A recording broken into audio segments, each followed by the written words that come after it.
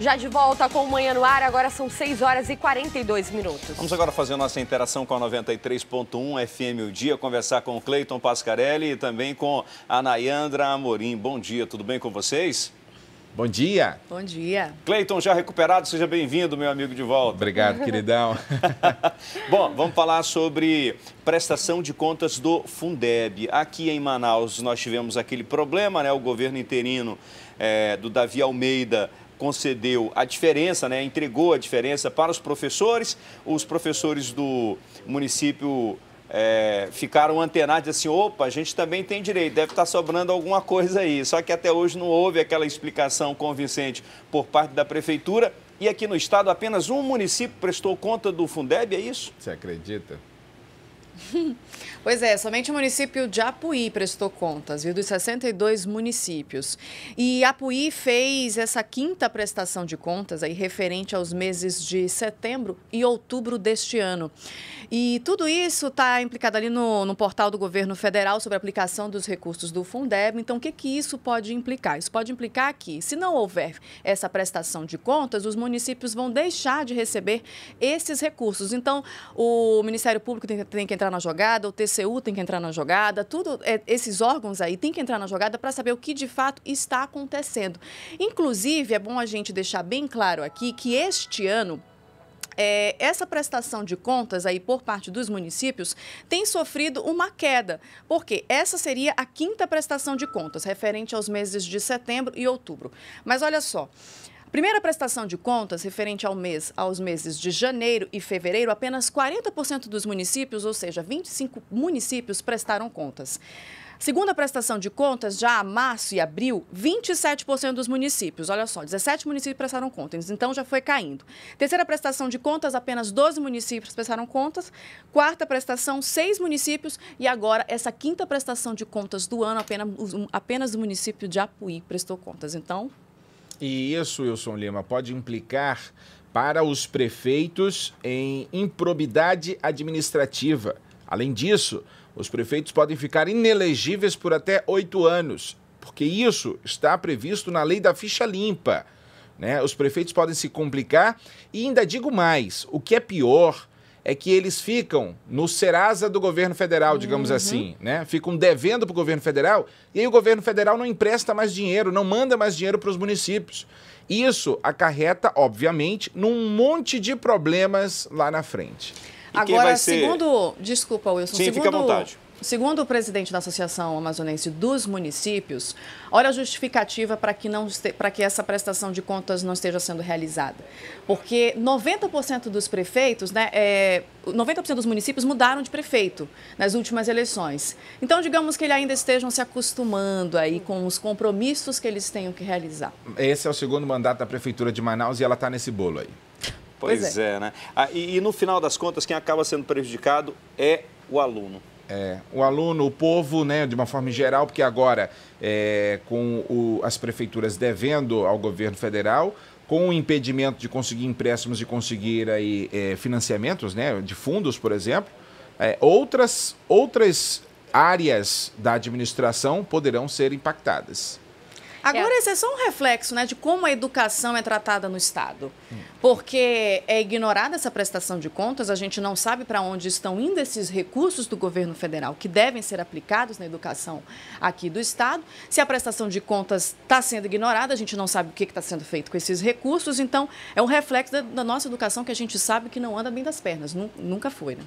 É verdade, até porque o Fundeb, viu, Wilson, é um recurso destinado aí uma parte ao pagamento dos professores, outra parte à melhoria nas escolas, isso de forma geral, e aí o que sobra, esse excedente, então pode ser dividido aí entre esses funcionários. Enfim, olha, mudando de assunto um pouquinho, nós falamos ontem sobre isso, e as cirurgias eletivas e atendimentos ambulatoriais do Instituto de Ortopedia vão voltar a ser realizados, isso porque a liminar que interrompia esses procedimentos foi suspensa, é isso mesmo? Isso. O presidente do Tribunal de Justiça do Amazonas, o desembargador Flávio Pascarelli, derrubou ontem a liminar da desembargadora Graça, né, que aí exige novamente a retomada das cirurgias, porque ele entende que isso vai acabar ferindo aí o andamento né, do serviço público. Só para as pessoas lembrarem, né, na semana passada, a juíza Maria Eunice Torres pediu que os médicos voltassem a trabalhar, porque eles estavam numa paralisação. Né? Vale lembrar que os médicos estão questionando meses de atraso de pagamentos. Os médicos, né? ortopedistas. Os ortopedistas, exatamente. E eles vinham numa paralisação, estavam suspendendo por conta própria a realização dessas cirurgias eletivas, que é bom deixar claro aqui que não são emergenciais, né? São aquelas cirurgias que são agendadas, e a gente sabe que a lista para agendamento tem uma demora justamente porque a oferta é maior do que a demanda, né? No caso aí de pessoas necessitando de fazer cirurgias. Então a juíza Maria Eunice Torres expediu uma decisão pedindo que eles voltassem, né? Ordenando, na verdade, que eles voltassem ao trabalho realizando as cirurgias. A desembargadora Graça veio e suspendeu essa decisão e pediu ao Estado que pagasse a eles para eles voltarem a trabalhar. E agora vem o presidente do Tribunal de Justiça e remete e suspende de novo. Na verdade, suspende aí a paralisação deles, né? E pede que voltem a trabalhar, assim como entende que o Estado tem sim que fazer o pagamento, agora, dentro das condições do Estado orçamentárias, né? Eles estão, vale lembrar que a Suzan já emitiu várias notas dizendo que está negociando o pagamento com várias instituições que prestam serviço para o governo do Amazonas. Olha só, o que tem que acontecer aí, Cleiton? Tem que haver um termo de ajustamento de conduta entre o Instituto de Ortopedia e o governo do Estado. Né? O governo do Estado simplesmente não pode obrigar que os ortopedistas atendam sem que eles estejam recebendo seus salários. Né? Porque aí a gente vai ficar numa briga judicial. Né? Daqui a pouco o Instituto vai recorrer de novo, vai para uma instância superior, porque agora tem que ir para uma instância superior, para garantir o seu direito de ter o seu salário. Se não tiver o seu salário, ele não vai atender. Né? Então tem que haver, o governo do Estado tem que assumir esse compromisso de pagar e tem que também ceder, e os médicos também têm que ceder, porque senão a coisa vai ficar nessa guerra e quem acaba sendo prejudicado mais uma vez é quem está numa fila de espera aí para receber um procedimento ortopédico. Não é uma cirurgia urgente, mas imagina a pessoa que está com o braço quebrado, que aí ela precisa fazer um procedimento cirúrgico, aí fica 1 mês, 2 meses, daqui a pouco, quando a cirurgia for feita, já não tem mais jeito. Ou tá de braço torto, né? Sim, vai ficar com o braço torto. É isso.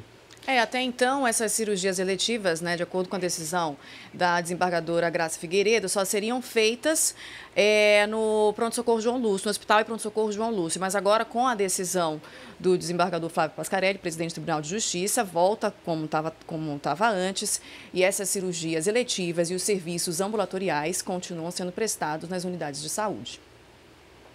Ok, certo. Muito obrigado. Até amanhã, Cleiton. Até amanhã, Nayandra. Até amanhã. Obrigado, queridos. Bom dia. Até. E uma mulher de 20 anos caiu de um dos prédios do conjunto Viver Melhor 2. Quem tem os detalhes sobre este assunto é o Danilo Alves. Danilo, a polícia já sabe como essa queda aconteceu? Olha, Wilson, a polícia tem uma suspeita. Na verdade, uma mulher foi detida no momento em que a moça de 20 anos caiu do 4º andar de um dos apartamentos do conjunto Viver Melhor 2, que fica bem perto ali da Barreira, bairro Santa Etelvina. Tudo aconteceu às 7h30 da manhã. Essa jovem tinha dado uma festa no apartamento dela desde o meio-dia, estava com amigos e alguns parentes. Eles estavam consumindo bebida alcoólica, normalmente fazendo ali uma comemoração, quando às 7h30 da noite estava apenas no apartamento, segundo a polícia militar, ela, a jovem de 20 anos, a vítima, e uma jovem que seria a irmã da cunhada dessa mulher de 20 anos aí que acabou caindo do apartamento. Segundo a polícia e algumas testemunhas, essa irmã, né, da cunhada da jovem de 20 anos foi quem empurrou essa vítima, mas ela nega o crime. Ela foi detida pela PM bem depois do momento em que que a moça caiu, porque os vizinhos ouviram barulhos. Então, quando eles saíram dos apartamentos e viram que a jovem estava estirada lá no chão, eles, desesperados, foram até o apartamento e viram essa jovem lá, essa outra mulher, irmã da cunhada dessa vítima, então chamaram a polícia militar. A moça foi detida e deu um depoimento afirmando que ela não cometeu crime nenhum, não empurrou ninguém e que estava totalmente tranquilo, que foi apenas um acidente. E em seguida, ela foi levada lá para as celas do 18º Distrito Integrado de Polícia, onde aguarda hoje para saber qual vai ser o destino dela, já que todos, né, as testemunhas e outras provas ali afirmam que ela tenha realmente empurrado essa mulher. Mas a polícia deve apurar ainda nessa quarta-feira e também caso ela seja caso seja feito, na verdade, algum procedimento policial, já sabe, né, que ela pode ser uma das principais suspeitas de ter empurrado essa mulher. Mas tudo a polícia agora vai desvendar. A moça está em estado grave, viu? Ela está em estado grave no hospital e pronto-socorro João Lúcio. Ela segue num estado clínico complicado, com muitas fraturas nas pernas, nos braços e também na cabeça, e não está consciente. E acabou ali tendo um acidente bastante grave, porque, como eu disse, muitas pessoas ouviram barulhos e foi bem próximo já ao concreto que ela caiu. Então, o estado dela é grave e a gente espera que fique tudo bem e que a polícia consiga descobrir quem é o verdadeiro autor e, caso seja acidente, né, que ela já seja recuperada e tudo volte ao normal. Ok, Danilo, muito obrigado pela sua participação. A gente vai acompanhar aí o trabalho que é realizado pela polícia, né, sobre esse caso que aconteceu no Conjunto Viver Melhor. A Universidade Estadual do Amazonas, a UEA, passou por uma grave crise financeira neste ano, devido à suspensão de verbas que a instituição recebia como forma de incentivos das indústrias que atuam no Parque Industrial de Manaus. Para dar mais detalhes de como esse problema prejudicou o andamento de projetos na universidade e também fazer um balanço deste ano, falar sobre 2018, eu recebo agora, aqui no Manhã no Ar, o reitor da UEA, Cleinaldo Costa. Seja muito bem-vindo. Bom dia para o senhor. Bom dia, Carol Queiroz. É uma honra estar aqui no Manhã no Ar. A gente vai começar falando, então, reitor, justamente sobre isso que eu vinha falando. Existe uma verba que é repassada das indústrias lá do polo industrial para a universidade. Corresponde a um percentual de 1%, né? E o valor vai variar aí de acordo com a arrecadação, então, do polo. Mas esse valor vem sendo diminuído, isso também porque o polo industrial passou por muitos problemas, muitas indústrias fecharam as portas, o que diminui também a arrecadação. E de que forma isso se refletiu na UEA? Isso nos últimos 2 anos se refletiu em 135 milhões a menos para a Universidade do Estado do Amazonas, o que significa 30% de todo o seu orçamento. Então foi um contingenciamento brutal que nós sofremos nesses 2 anos e tivemos que nos adequar a essa realidade.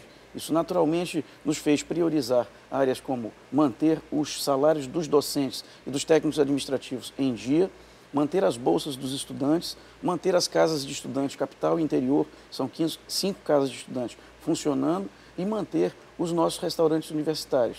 Nós saímos de 3 restaurantes para o início da gestão, hoje para 9 restaurantes universitários funcionando, capital e interior, 8.500 refeições dia.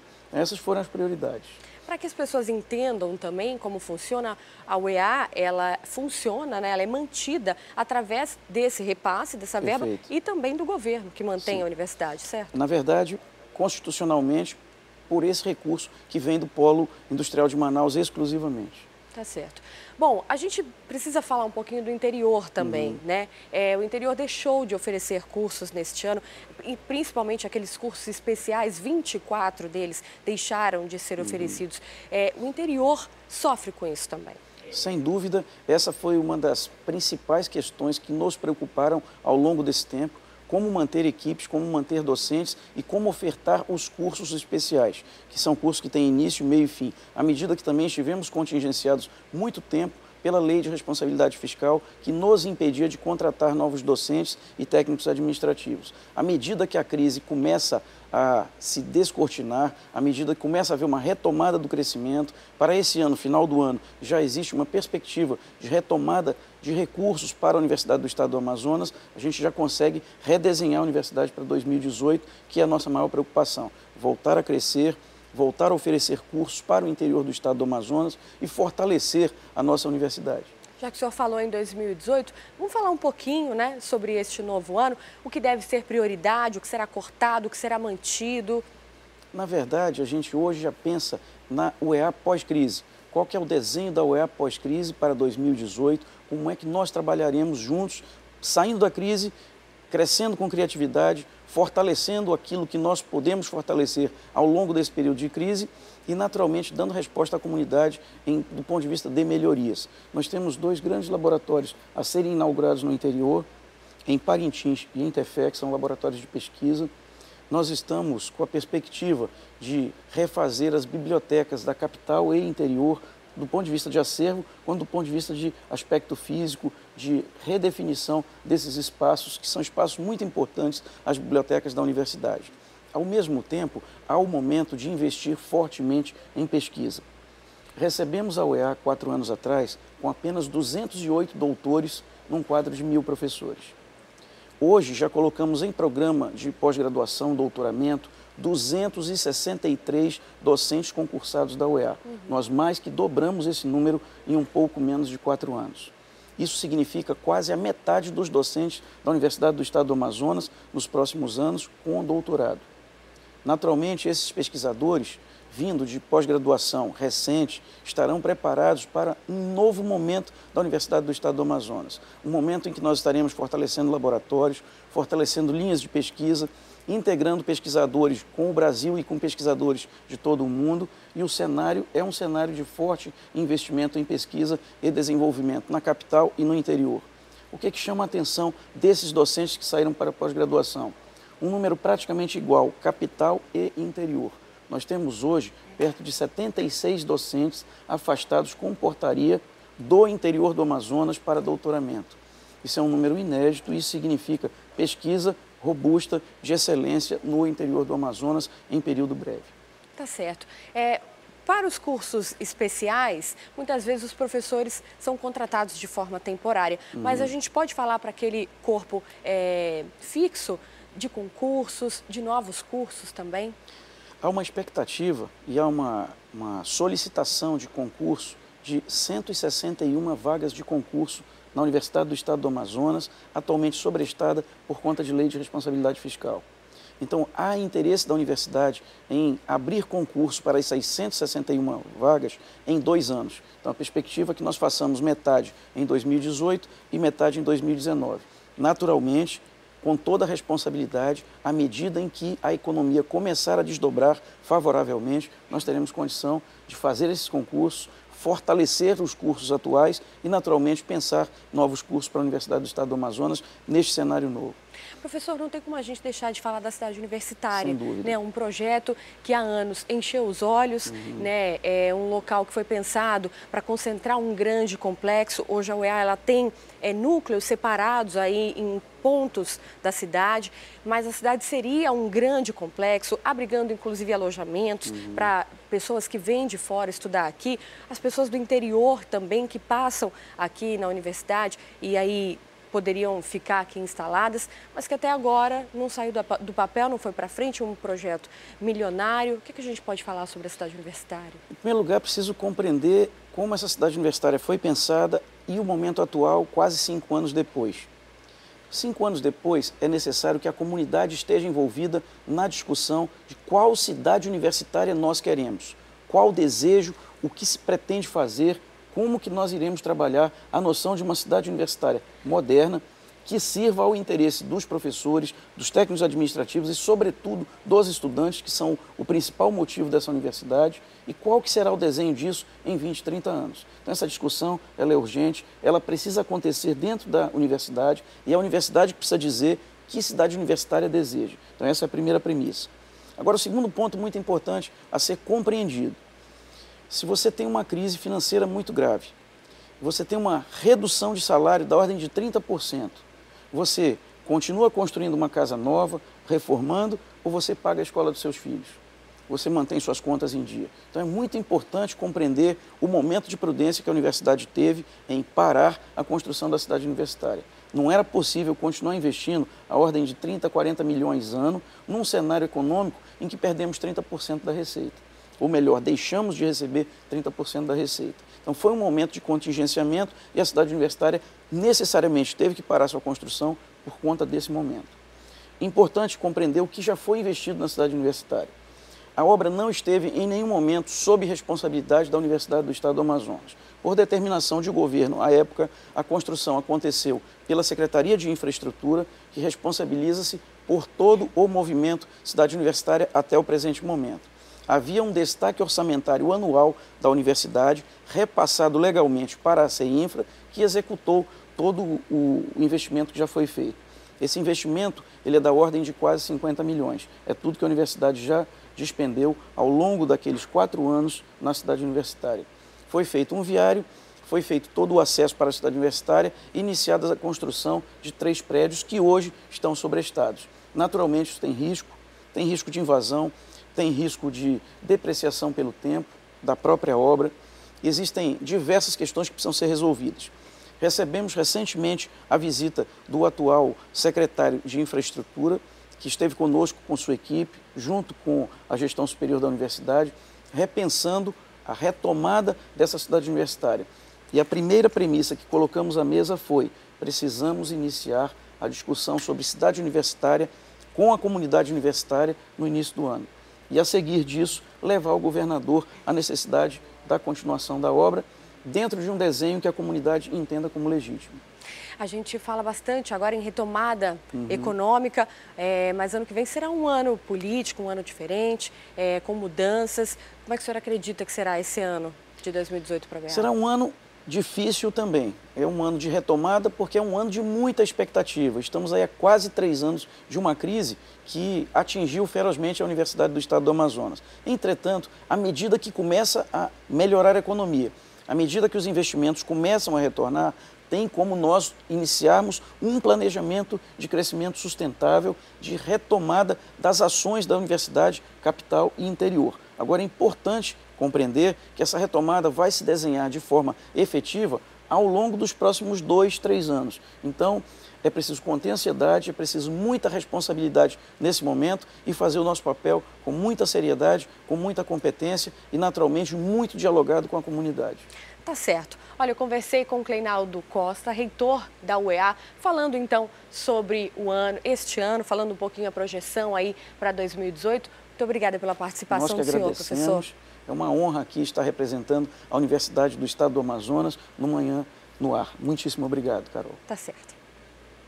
E equipes da Delegacia da Mulher e de outros órgãos promovem hoje, no anexo da delegacia, um dia de atendimentos em diversas áreas para a população. A Thea Morel está conosco ao vivo agora e vai trazer detalhes desse assunto. Olá, Thea, bom dia. Que serviços serão oferecidos? Bom dia, Wilson. Bom dia a todos. Olha só, Wilson, vários serviços estarão disponíveis para as pessoas que comparecerem à delegacia especializada em crimes contra a mulher e quem morar ali na Zona Leste, na Zona Norte de Manaus, né? Que é essa unidade que vai ter esses atendimentos especializados, é aquela unidade que fica no bairro Cidade de Deus. Um desses serviços que com certeza deve ter uma grande procura é justamente a emissão da carteira de identidade, né? A emissão do registro geral do RG. Esse serviço vai estar disponível para quem comparecer lá na delegacia no horário de 8 até as 14 horas, que é o horário em que dura o mutirão.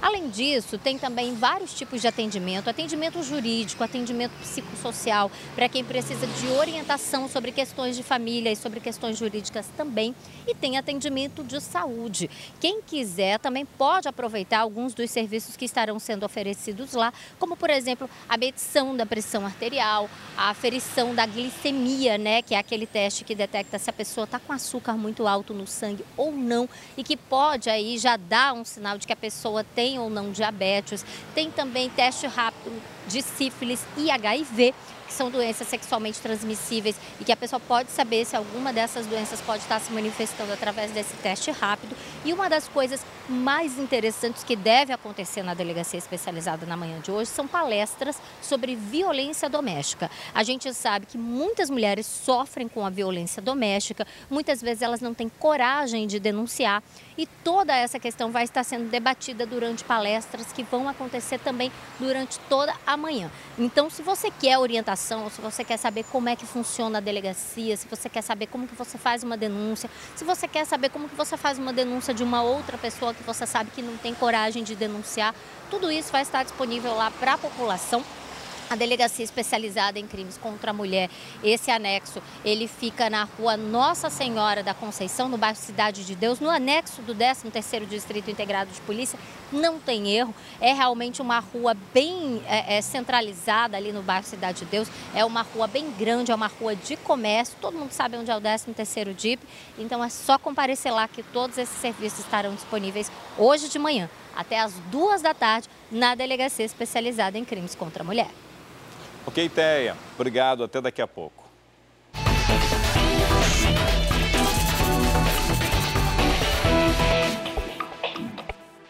E 2017 foi um ano cheio de feriados. Você conseguiu aproveitar algum, Carol? Ah, eu aproveitei sim, viu? Aqueles que eu não trabalhei, eu consegui aproveitar bastante. E olha só, foi bacana porque ou eram na segunda ou na sexta. Verdade. Né? Teve alguns que foram na quinta. Dava para emendar. Dava para enfocar a sexta e emendar com o fim de semana. Verdade. Em 2018 não vai ser diferente não, viu? Dos 13 feriados do ano, 7 serão prolongados. Por um lado, muita gente vai aproveitar para descansar. Por outro, o prejuízo é grande. Isso é o que a gente vai acompanhar agora no quadro Na Ponta do Lápis. Feriado. Tem gente que gosta. Sim. É bom, né? Ficar em casa, descansar. O que você gosta de fazer no feriado? Eu vou pra Ponta Negra. Faz tempo que eu não vou lá, né? Tem gente que não gosta. Mais ou menos. Por quê? Porque eu não gosto muito de ficar em casa, não. Prefere trabalhar? Trabalhar, lógico. Trabalhar é melhor. No calendário de 2018 estão previstos 13 feriados e desses, 7 são prolongados, que podem aumentar o tempo de descanso dos trabalhadores. Dá para esticar o fim de semana quando eles caem numa sexta ou numa segunda, ou prolongar a folga quando eles caem numa terça ou numa quinta, e aí aproveitar de várias maneiras. Mas essa folga tem preço. No comércio, depois de um ano de fechamento de lojas e demissões, o grande número de feriados pode causar prejuízos e dificultar a recuperação do setor. Principalmente quando esses feriados caem na sexta e sábado, é o maior impacto que nós temos. Mesmo abrindo pela manhã ou abrindo parte, nós não conseguimos compensar. Este vendedor não esconde que gosta dos feriados, mas prefere trabalhar para não perder dinheiro. Como a gente trabalha com venda, né? No feriado a gente tem uma possibilidade maior, já que como a maioria das lojas não abrem ou algumas abrem até meio-dia, então muitas pessoas vêm aproveitar amanhã, a gente também aproveita a nossa folga à tarde, né? Aí entra outra questão. Aqueles que trabalham no feriado precisam entrar em acordo com os patrões sobre como o dia será compensado ou pago. O Ministério Público Federal do Trabalho, junto com a Delegacia do Trabalho, junto com o sindicato, sempre nós sentamos na mesa e vimos o que era melhor, principalmente para não demitir ninguém. E com isso, nós temos procurado abrir nesses dias, tentar dar manutenção do emprego, conseguir fazer a venda e, junto com isso, nós temos dado as folgas dos funcionários referente àquele dia que trabalhou em relação ao feriado. Algumas empresas pagam, outras empresas dão a folga para compensar exatamente aquilo. Então, eu acho que isso aí foi inteligente de todos esses órgãos para que a gente pudesse dar manutenção e agora aquelas empresas que não fechavam estão abrindo. É o caso de Eliseu. A loja em que ele trabalha sempre funciona nesses dias. Aí o jeito é compensar com a folga em outro dia. Nos feriados funciona até o meio-dia, né?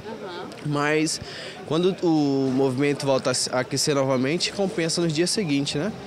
E mais fim de ano, logicamente, como nosso foco é voltado para a construção civil, dá uma freada meio que nesse meio termo, né?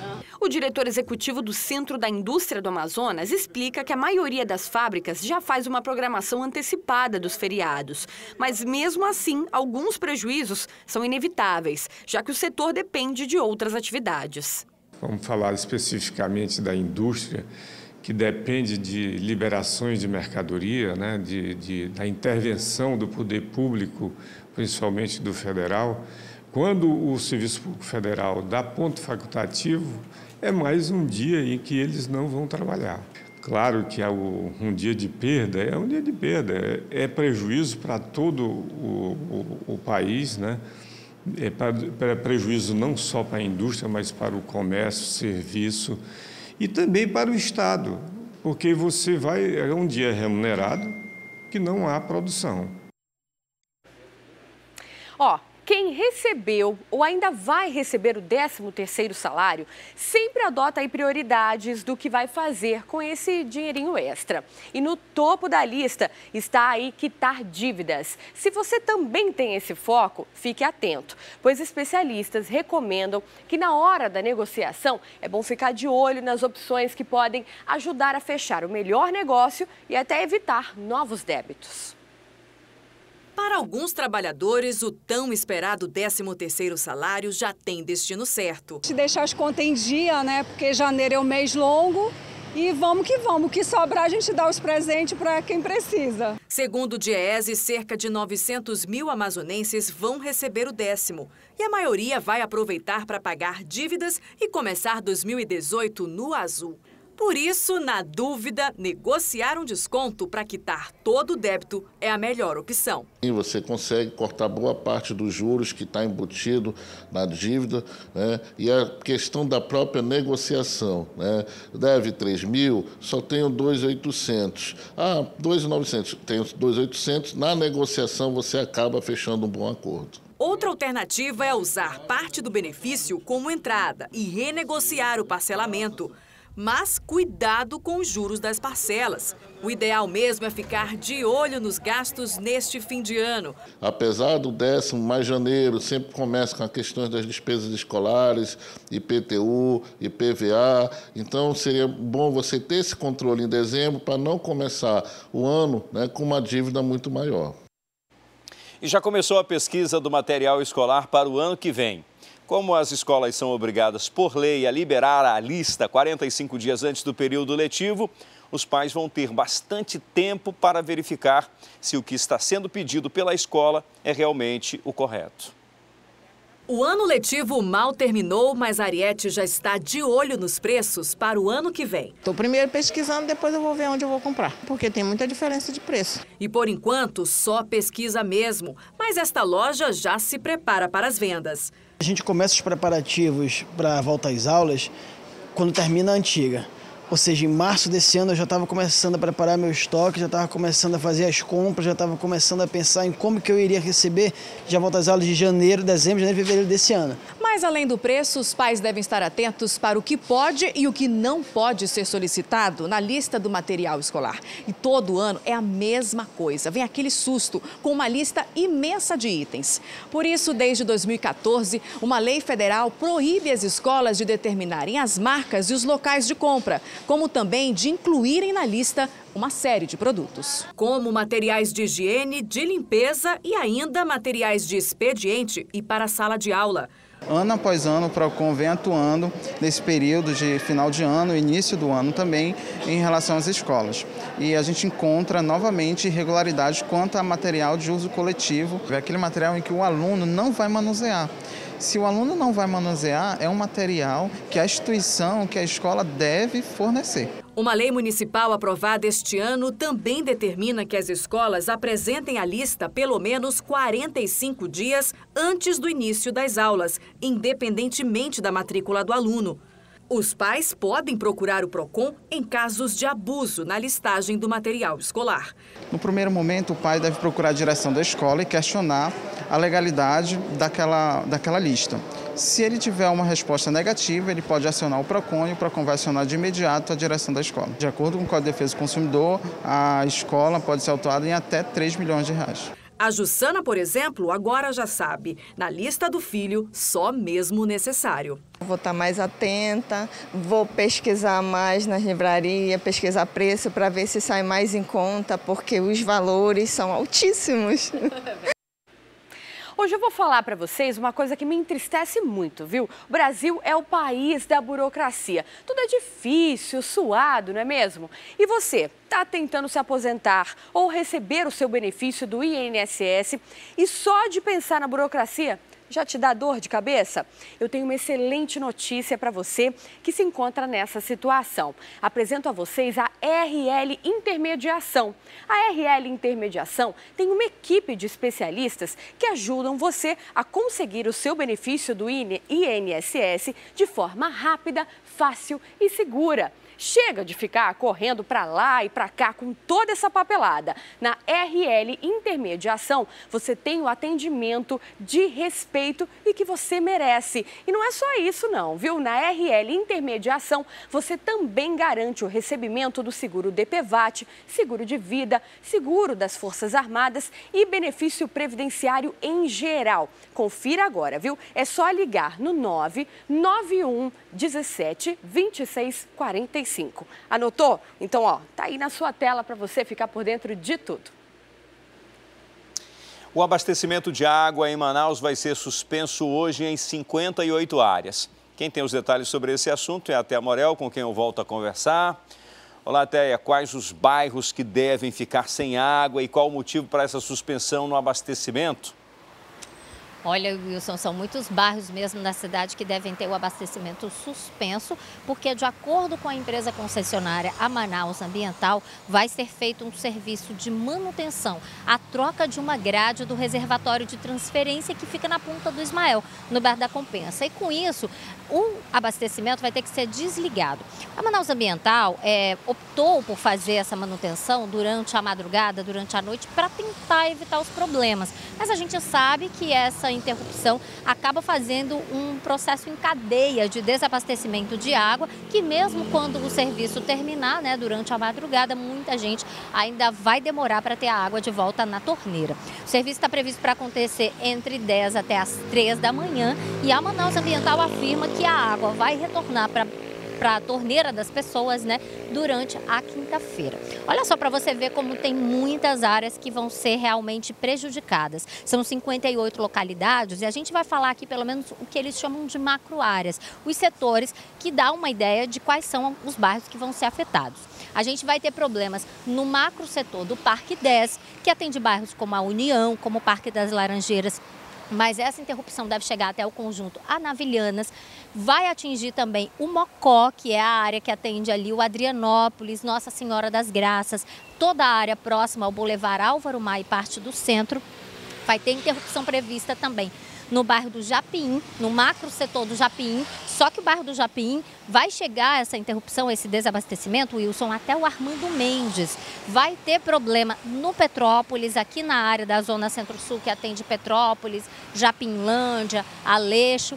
Tem problema também no reservatório, no macro setor da Bola do Coroado, que vai ficar sem água, ou seja, toda essa área aqui do Morada do Sol também, chegando até a Colina do Aleixo, vai ficar sem água. Coroado 3, indo um pouquinho adiante na Zona Leste, também deve ficar sem o abastecimento de água durante toda a quinta-feira. E faltou apenas eu citar o Morro da Liberdade, no caso, a Zona Sul de Manaus. Toda aquela área ali atendida pelo Morro, Betânia, Raiz, toda a Zona Sul de Manaus também vai sofrer com o desabastecimento de água durante essa quinta-feira. Se a população puder, né, o ideal é que aproveite o dia de hoje para fazer ali um reservatório de água, para guardar um pouco de água para alguma necessidade que tenha na quinta-feira, porque a Manaus Ambiental, apesar de dizer que o serviço vai ser religado, que a água vai ser religada a partir de 3 horas da manhã, não sabe dizer em que horário o abastecimento de água vai estar normalizado em cada uma dessas 58 localidades. Se você quiser mais informações também, pode ligar para o telefone da Manaus Ambiental, que é o 0800 092 0195. Através desse número de contato você pode obter mais informações e ficar ligando também para a concessionária durante a quinta-feira, quando você estiver sem água, para saber quando é que finalmente a água vai voltar para a torneira, né, Wilson? E a relação com os bairros que vão ser afetados com essa falta de água também está lá no portal acritica.com. Muito obrigado, Téia. Vamos mais uma vez saber como está o trânsito na nossa cidade? Vamos lá para as imagens do drone aí, feitas pelo Alex Gomes. Olha aí, Avenida Leopoldo Pérez, no bairro Educandos, próximo a um grande supermercado ali, a um grande atacado. A gente vê um trânsito paradinho aqui, ó, na sua tela do lado direito. Ali, na verdade, por conta do sinal, tem uma faixa de pedestres, um cruzamento ali que acontece do lado esquerdo. Ela flui e sem maiores problemas. Como a gente já falou, esse período de recesso escolar geralmente é assim. Alguns pontos também, em alguns horários, fica um pouquinho mais carregado. Horário que o pessoal está saindo de casa para o trabalho, horário do almoço, que é o normal, né? A famosa hora do rush aí. Mas, por enquanto, tudo tranquilo. Olha só como flui bem o trânsito nessa área da cidade sem maiores problemas. E depois, no intervalo, a gente vai trazer as notícias do esporte. Começaram os Beach Games, os Jogos Internacionais de Praia. E a gente vai falar também de uma campanha organizada pelos servidores de um hospital para arrecadar brinquedos para crianças neste Natal. Daqui a pouquinho a gente volta já.